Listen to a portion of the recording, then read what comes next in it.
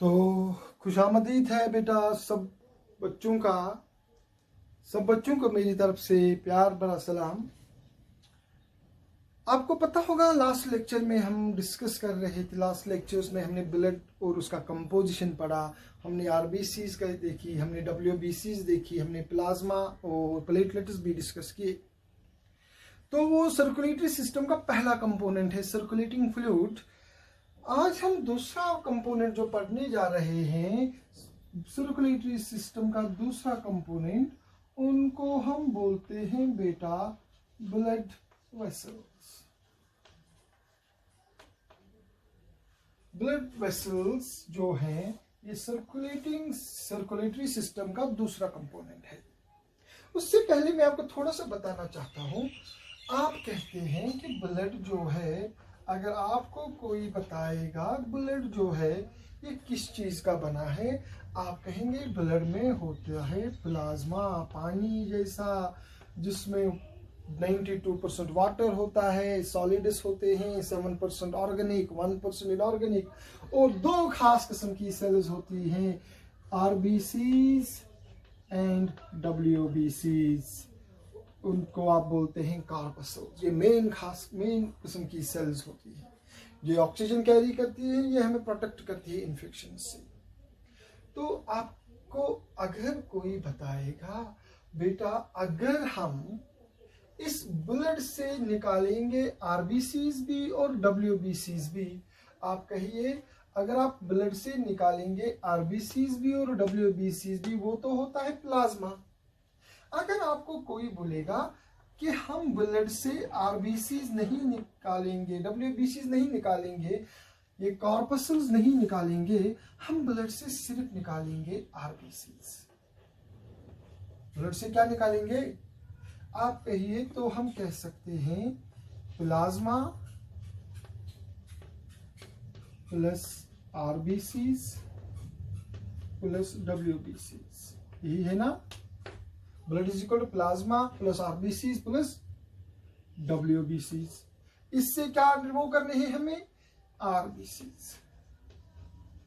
तो वहां पर क्या बचेगा, अब देखिए आरबीसीज अगर हम से भी दिखाएं तो वहां पर ब्लड से आप आरबीसीज निकालेंगे तो आपके पास बचता है प्लाज्मा और डब्ल्यूबीसीज। तो अगर आप ब्लड से आरबीसीज निकालेंगे तो वहां पर सिर्फ बचेगा आपको प्लाज्मा और बचेंगे डब्ल्यूबीसीज। क्योंकि आपको मैंने यहां पर समझाया blood is equal to plasma plus RBCs plus डब्ल्यूबीसीज। ब्लड से मैं निकाल रहा हूं आरबीसीज, तो अगर हम इसको यहाँ पर बैलेंस करेंगे तो blood is equal to plasma plus RBCs plus डब्ल्यूबीसीज। मैंने रिमूव कर दी आरबीसीज कैंसिल, मैं रिमूव कर रहा हूं इससे, तो वहां बचता है प्लाज्मा प्लस डब्ल्यूबीसीज। तो बेटा इसी को हम बोलते हैं लिम्फ। आपने सुना होगा लिम्फ, बहुत बार सुना होगा कि लिम्फ ऐसा है, लिम्फ ऐसा है। तो याद रखिए लिम्फ जो है it is an entity of the blood. When we remove only RBCs from the blood, the remaining entity is called the plasma. Sorry, lymph. So what is lymph? Lymph is the fraction of blood which contains plasma and WBCs. आप देखेंगे बेटा, जब हम आगे देखेंगे हमारी body में कुछ ऑर्गन्स होते हैं जिनको हम बोलते हैं लिम्फॉइड ऑर्गन्स। क्या बोलते हैं, वहां पर कंटिन्यूअसली ब्लड में फिल्ट्रेशन होती रहती है, वहां पर ब्लड से आरबीसीज निकाली जाती हैं, प्लाज्मा के साथ डब्ल्यूबीसीज ही रखी जाती हैं, और वहां पर कंटिन्यूअसली लिम्फ बनता है। Formation of lymph takes place in lymphoid organs like tonsils, like Peyer's patches, like spleen, है ना। तो ये जो लिम्फ बनता है ये लिम्फॉइड ऑर्गन्स में बनता है। तो लिम्फ है क्या, lymph is actually plasma plus डब्ल्यूबीसीज। ब्लड से सिर्फ आरबीसी निकालो, अब जो बचेगा वो है लिम्फ। हाँ, अब आपको याद रखना है कि ये जो लिम्फ होगा, क्योंकि इसके पास आरबीसीज नहीं होती हैं, तो ये होगा कलरलेस।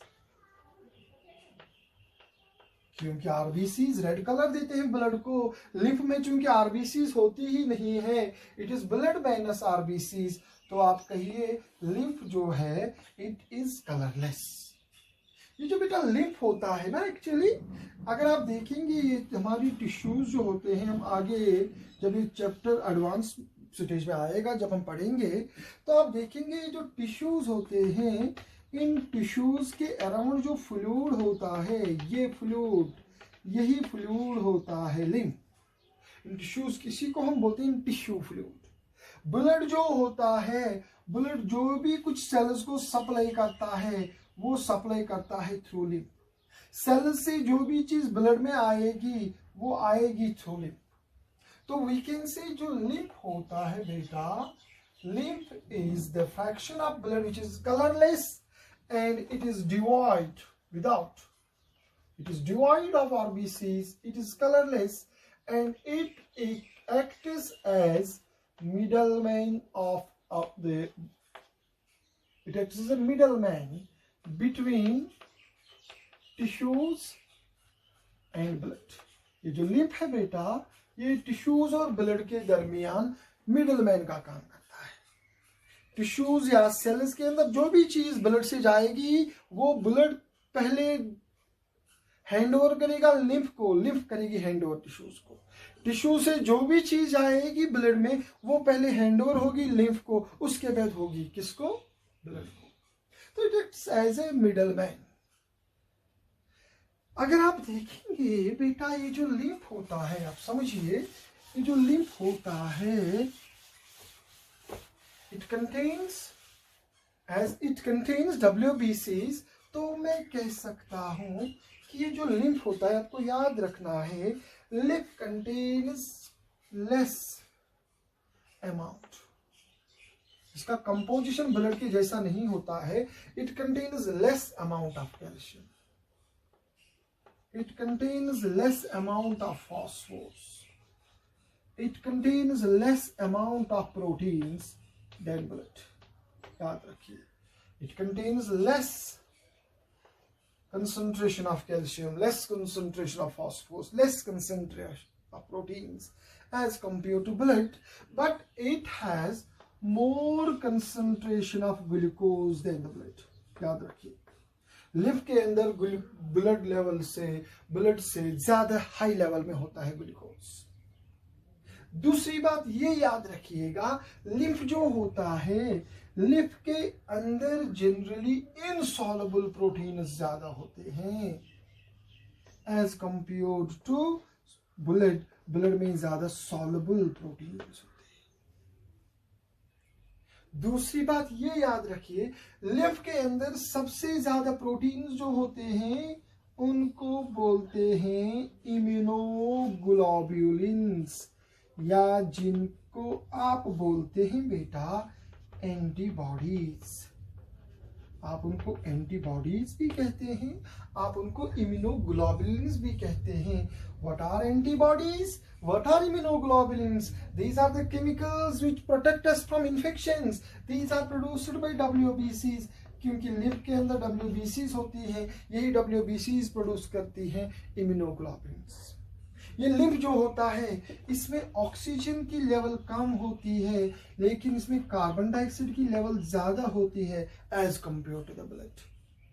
लिम्फ के अंदर मेटाबॉलिक वेस्ट ज्यादा होते हैं, कार्बन डाइऑक्साइड, यूरिया, अमोनिया, उसकी कंसंट्रेशन हाई होती है as compare to that of blood. Is that clear? तो मैंने आपको बताया, थोड़ा सा कंसेप्ट दिया, इसके बाद हम पढ़ेंगे लिम्फेटिक सिस्टम डिटेल में, लेकिन मैंने यहाँ पर आपको बताया कि लिम्फ क्या है एक्चुअली। तो आप कहेंगे lymph is blood minus RBCs. तो ब्लड माइनस आरबीसीज हम कह सकते हैं। मैंने भी आपको रिलेशन भी इसका दिया, प्लाज्मा प्लस डब्ल्यूबीसीज। प्लाज्मा और डब्ल्यूबीसीज को मिलाकर हम लिम्फ कहेंगे, या ब्लड से आरबीसीज निकालो उसको भी लिम्फ कहेंगे। लिम्फ के अंदर आरबीसीज नहीं होता है, इसलिए कलरलेस होता है। Lymph acts as a middleman between tissues and your blood. फिर मैंने आपको बताया कि ये जो लिम्फ है इसका कंपोजिशन ब्लड से मिलता जुलता है, लेकिन इसमें कैल्शियम लेवल कम होती है, फॉस्फोरस और प्रोटीन्स कम होते हैं एज कम्पेयर टू ब्लड, लेकिन ग्लूकोज हाई होता है। इसमें जो प्रोटीन्स होते हैं वो मोस्टली इंसॉल्युबल होते हैं। इसमें जो प्रोटीन्स होते हैं सबसे इंपॉर्टेंट वो है एंटीबॉडीज, जिनको आप इम्यूनोग्लोबुलिन्स कहते हैं, जो हमें प्रोटेक्शन देती हैं against the infections which are produced by the WBCs। Lymph के अंदर ज़्यादा मेटाबॉलिक वेस्ट्स होते हैं क्योंकि ये टिश्यू से ड्रेन आउट करता रहता है टॉक्सिक केमिकल्स। लिम्फ के अंदर ऑक्सीजन कम होता है, लिम्फ के अंदर कार्बन डाइऑक्साइड ज़्यादा होता है। अब ये लिम्फ कहाँ पर बनता है? ये बनता है लिम्फेटिक स्ट्रक्चर्स में, लिम्फॉइड ऑर्गन्स में, जहाँ पर ब्लड फिल्टर होता रहता है, उससे RBCs जो है फिल्टर की जाती हैं और लिम्फ बनता रहता है। कैसे बनता है, फिर ब्लड में कैसे वापस आता है? ये लिम्फ का बनना एक कंटिन्यूस प्रोसेस है। लिम्फ कंटिन्यूसली ब्लड से फिल्टर होता रहता है, फिर ब्लड में आएगा, फिर कंटिन्यूसली ब्लड में जाएगा। अगर कभी ब्लड का वॉल्यूम कम हो जाता है तो अब्रप्टली लिम्फ ब्लड में जाएगा ताकि ब्लड वॉल्यूम बढ़ जाए। अब ये हमें डिस्कस करना है डिटेल में लिम्फेटिक सिस्टम। उसके बाद पहले हम पढ़ते हैं हमारे सर्कुलेटरी सिस्टम का जो दूसरा कंपोनेंट है बेटा, दैट इज ब्लड वेसल्स। बेटा ध्यान रखिए, ध्यान रखिए।